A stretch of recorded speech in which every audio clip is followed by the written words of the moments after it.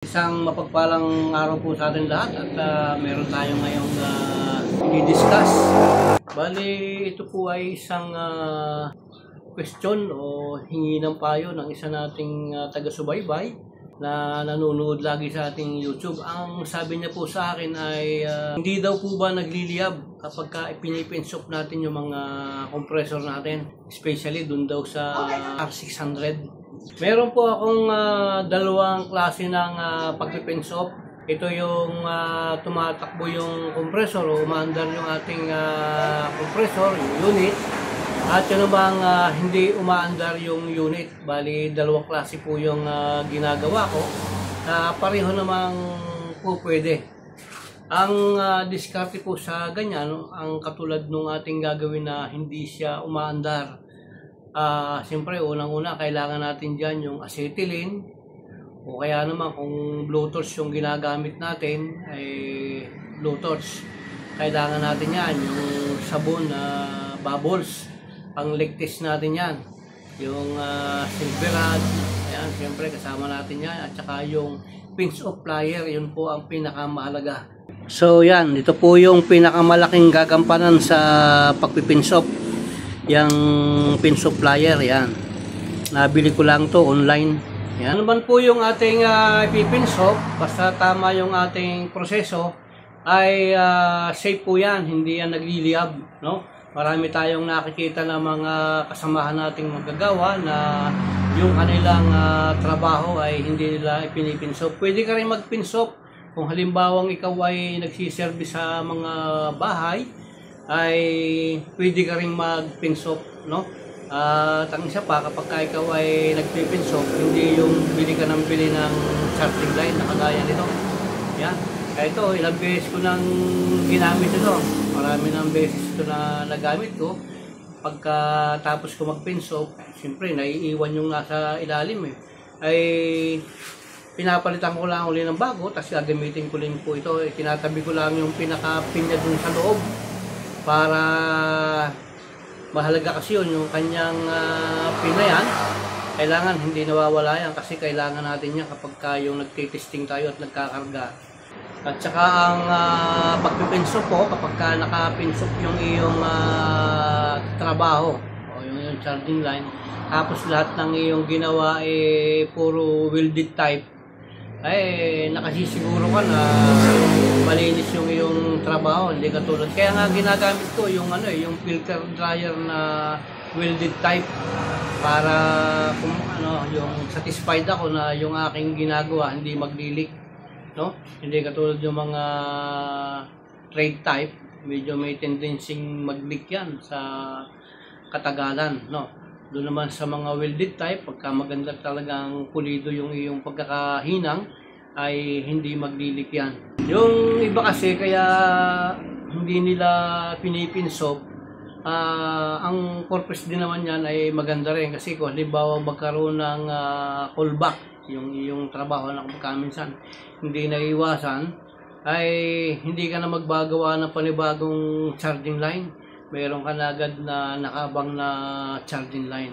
So yun din naman yung advantage. Pero kung ang trabaho mo naman ay sigurado at alam mo naman yung ginawa, mas maganda yung naka-pinsoap. Tingnan nyo yung mga kumpanya, wala naman tayong makikita na hindi naka-pinsoap. Lahat ng gawa ng kumpanya ay yan ay naka-sealed, talagang hindi sila gumagamit na hindi nila ipipinsop yung kanilang mga compressor. Meron ako itong sample ng ginagamit yung charging line. Ayan. Ito pong size na to, ang ginagamit ko dyan 316. Karamihang nakalagay ito sa mga discharge line. Meron din namang suction line na 316 yung nakalagay. Ito po ay kinukuha ko lang dun sa mga nasisirang refrigerator. Paminsan naman ay nakakatsamba tayo dun sa mga junk shop na kinahoy na mga junk shop. Yan, minsan binibili natin yan. 316 po ang ginagamit ko kasi ito yung napakadaling ipinsop, no? Hindi siya mahirap ipinsop kasi nga maliit lang yung butas at saka yung silverad na ginagamit natin ay halos pasok na pasok dun sa kanyang butas. Pumuto lang ako ng kapiraso, yan. At yan na yung aking inilalagay doon sa charging line ng compressor. Yung ating gagawin ngayon na refrigerator na ipipinsop natin siya nang hindi siya umaandar, no? Ang kailangan lang ay siguraduhin natin na yung ating ipipinsop ay walang singaw. So ang unang step dyan ay kakabit muna natin itong ating pinsop plier. Yan. Ito ang una nating gagawin. Dati dalawang ipit ang ginagawa ko. Pwede din naman yung isang ipit. Yung ating gagawin mamaya, isang ipit lang. Yan. Pagka na-ipit natin siya nitong ating pinsop plier, ito yung sample. Pagka yan ay naipit natin sa lugar na to, ayan, naipit natin dyan, bahala ka na dun sa clearance. Pero ako minsan medyo mapapahaba yung pasok eh. Kaya dinidikit ko ng konti. Kasi medyo mahaba yung pasok ko dito sa 316. Ito, 1/4 ito. Itong nakalagay dito sa ating service valve. Minsan napapahaba. Kaya ang ginagawa ko, halos dikit sa dito. Kasi kapag kaya na napinsok na at inangat mo, mayroon ka ng matitirang mahaba doon. Siguro nasa mga 1/4 lang ang clearance na doon sa loob. Kapag kaya na naipit ko na, ang gagawin natin, bubuksan natin to. Ibubukas natin yan. Ayan, ganyan.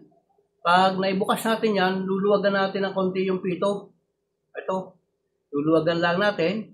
Kapag naluwagan natin yan, mayroon diyang sisingaw na bahagya yung natira dito sa lugar na pinagpinsupan natin. Kasi may preyon yung lugar na yan eh. Kaya makakarinig ka dyan ng singaw. Sisirit ng bahagya yan. Pagka sumirit yun, lalagyan natin ng sabon. Ililigtis natin. Ngayon, kung halimbawang may ligpas siya, ang gawin mo, itakip mo lang ito. Takpan, huwag mo nang galawin yung pin. Itakip mo lang uli yung takip. Ayan. Higpitan mo yung takip. Pagkatapos, alasin mo ito. Alasin mo. At pagkatapos, mag-adjust ka dito sa likod para maipit mo ulit siya ng panibago. Kapag nakapag-adjust ka, ibalik mo dun sa dati mong pinagpinsupan. Yung dati mong pinagpinsupan na yon ay dun mo rin ilalagay yung iyong pinsop plier. Ayan. Ibabalik mo siya ron sa lugar na yon. At kapag kayon ay naibalik mo, buksan muli itong pinaka-pin at testingin muli yung sabon mo rito kung bubula. Kung wala nang nabula, ilalabas mo na to. Ilalabas mo na yung pinayan. Ayan. Bali itong ating takip, meron niyang pang-ipit. Ayan. Yun yung ipang-iipit mo rito sa lugar na to. Ayan. Pagkatapos ilalabas mo. Ayan. Kapag yun na ilabas mo na, kukuha ka uli ng sabon, titestingin mo uli. Kapag kaya wala nang nasingaw. Ayan. Sisimulan mo na siyang initin dito hanggang sa mabunot mo. Pagkatapos yung silver rod, ibabaon mo dun sa butas. So ito yung sample. Ito yung silver rod na gagamitin natin. May butas yan. Ipapasok mo lang sa dito. Ayan. Ayan. Ipapasok mo siyang ganon. Kung nandito yung pinsop mo, titigil yan eh. Titigil yan sa pagpasok na ganon. Ayan. Kapag kaya tumigil na, saka mo siya hihinangin dito. Matutunaw yan. Habang natutunaw yan, isinusunod mong pabaon yan para masiksik siya. Ngayon, kapag kasi lumabas na rito, di itigil mo muna yung paghinang. Iligtis mo ulit siya ng sabon o kaya chikin mo mabuti itong butas kung natakpan siyang mabuti. Ngayon, kung natakpan na siyang mabuti, okay na yan.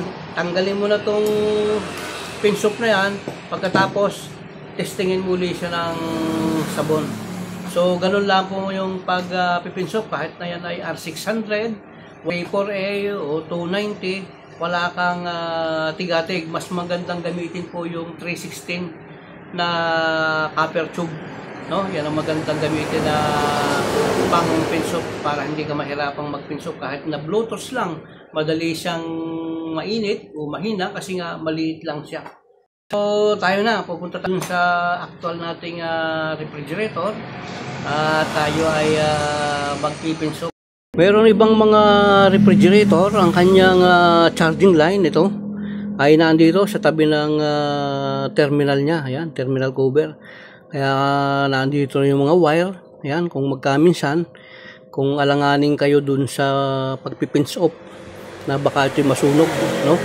So ang ating gagawin ngayon ay yung hindi siya umaandar. Paano natin ipipins off yung refrigerator na hindi siya umaandar. So ang kailangan natin unang-una, siyempre acetylene. O kung wala naman kayo acetylene, yung blowtorch. Pagkatapos ito, yung tubig na may sabon at saka yung foam. Pagkatapos ito, pinch off plier. Yan ang magdadala dyan.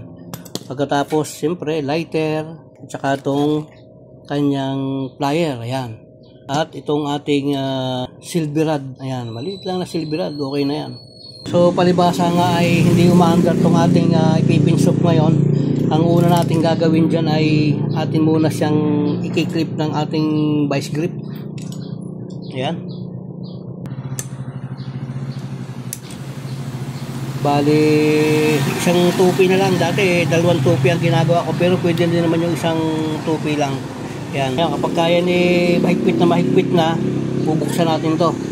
So yan, bubuksan natin to. Ayan. Luluwagan lang muna natin yung pin. Huwag natin siyang bibiglain. Luluwagan natin. Sabay ililigtis natin. So yan. Yeah, kapag nakita nyo na wala siyang bula, yan oh. Wala siyang bula, ibig sabihin, wala nang pressure na lumalabas dyan. Ito natin. Para hindi siya basa. Pagkatapos, tatanggalin natin yung kanyang pin dito. So yun, nakuha natin yung pin. Pagkatapos may labas natin yan, magliligtis pa ulit tayo ng isa pa. Titestingin pa ulit natin ng isa pa. So yan, palibhasa wala nang ligyan. Ayan na, diyan natin sisimulan siyang hinangin. Ibig sabihin, kailangan zero. Wala talagang leak na lalabas dyan kahit kaunti, kasi lalo na yung mga R600 medyo flammable yun. Kaya pagka merong lumabas dyan na kaunti, siguradong maglilika agad ng apo yun. So kailangan 0-0 talaga. Ayan o. So yan, kapag na sigurado na natin, ay hihinangin na natin yan. Tutukan nyo lang yung pinakadugtungan niya. Yan, yung dugtungan niya lang ang tututukan nyo. Yan. Ayun.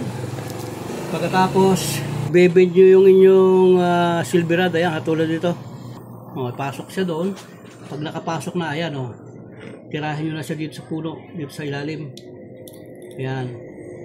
Matutunaw na yan hanggang doon. O, ayun. Okay na yan. So, tatanggalin natin tong ating pinch off. Yan. Tapos, ligtis uli. Ayun, oh. Ayan. Hagurin nyo dito sa pinag-ipitan. Papunta doon. Oh, ayun. So, ibig sabihin, okay na yan. Maganda na yung pagkaka-pinch off natin. Ayan, oh. Tawa po yung nakatulong sa inyo itong ating mga video na pinalalabas. At sa susunod, abangan nyo lamang po, pakipindot nyo lang po yung ating notification bell, like, subscribe para lagi po kayong updated dun sa aking mga ginagawang mga video, mapapanood nyo. Sa susunod, marami pa tayong tutorial na gagawin hinggil sa refrigeration air conditioning cycle. At hindi lang yun, mga washing machine, automatic washing machine. Kaya basta subaybayan nyo lang po yung aking mga video at na ako po ay nagagalak na kayo po ay paano may natutunan sa ating mga video na ipinalalabas. Para po sa atin lahat yan, basta ang lagi po natin gagawin, safety. Yan po ang pinakauna natin gagawin. Safety lagi natin yung ating sarili para hindi tayo masaktan sa ating ginagawa at hindi rin tayo makasakit ng ating kapwa sa mga ginagawa natin. So maraming pong salamat. Nawa po ang biyaya at pagpala ng ating Panginoon ay sumatin lahat. Maraming pong salamat. God bless po.